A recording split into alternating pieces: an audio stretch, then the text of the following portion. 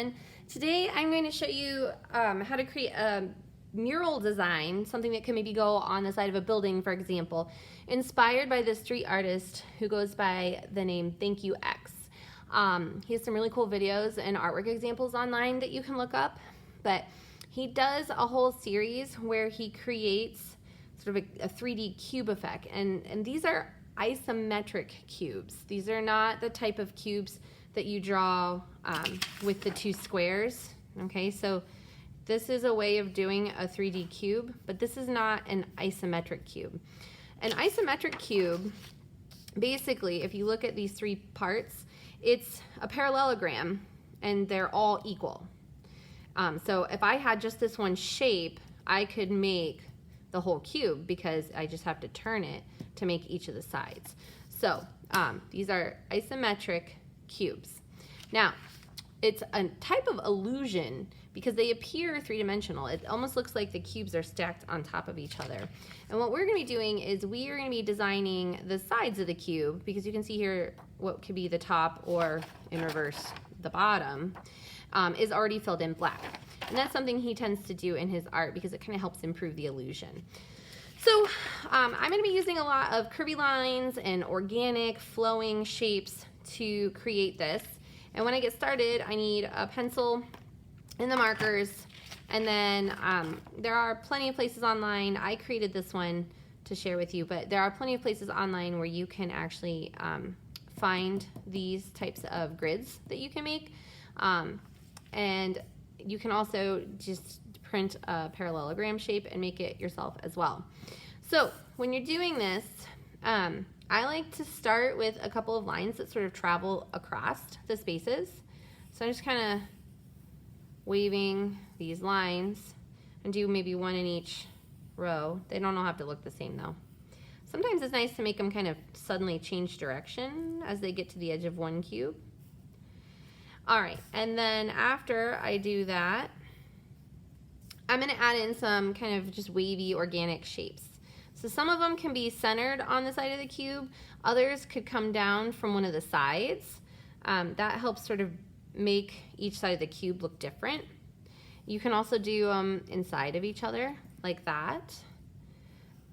But you want to think about making sure that each is a little bit different. You don't want all your cubes to look exactly the same.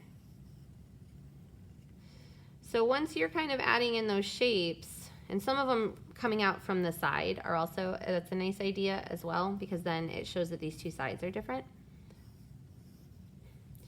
So I'm just kind of going down one row here and working on that one first. And then after I've got this one done, then I go to the next row and do kind of the same thing. So just kind of making shapes inside of shapes, bringing them up from the edges, from the sides, the bottom, the top. You can even follow the direction of the line, like that. But they're real flowy, they're very organic. There's no hard, straight edges in this.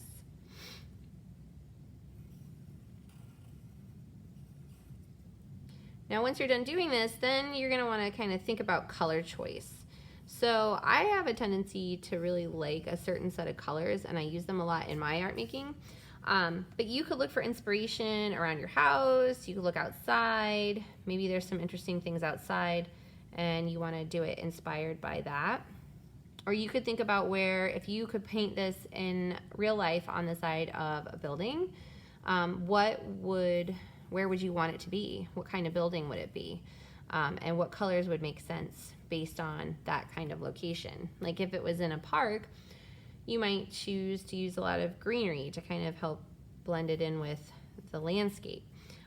Versus if it was downtown, maybe it's a building that does a lot of, like maybe it's like inspired by a restaurant type, and you could use some of the colors from the logo of the restaurant. So it's kind of up to you to figure out how you want to do that. But I have a tendency to just really like these types of colors, and it is okay to leave some white spaces. What I would recommend though when you're coloring is not to leave a lot of white spaces. If you leave more than half of it white, it's going to look more unfinished and not as intentional that you wanted it white. But there, I've got my design finished, so now I can start in on the coloring. So when I use a color, I try to use it in multiple places. So I really like kind of that color family that's a lot of warm colors. So kind of working in, if I put these in sort of in order here, working from those oranges to those purples. This is kind of my favorite color scheme. I also like to add in some of the blues as well and kind of work, I like them when they're in order too. So once you've got your colors picked and you start with a color, I'm gonna go ahead and start with this one here. When you start with a color and you're coloring a space, it's helpful that when you're coloring it, you outline the edges first to help make sure that you do your best coloring inside the lines and coloring the whole space. It also helps to not make the spaces next to each other the same color, because then you lose your design.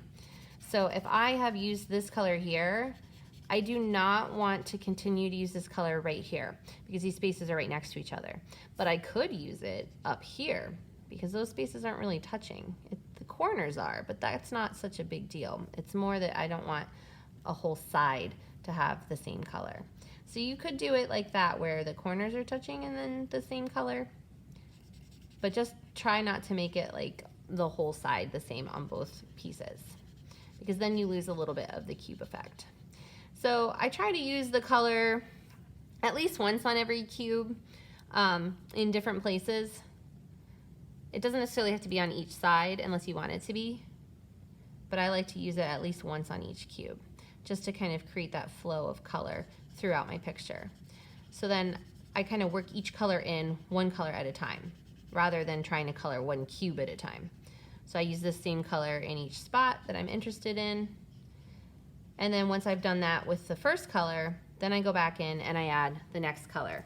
And I keep going until I've got all the spaces colored that I want.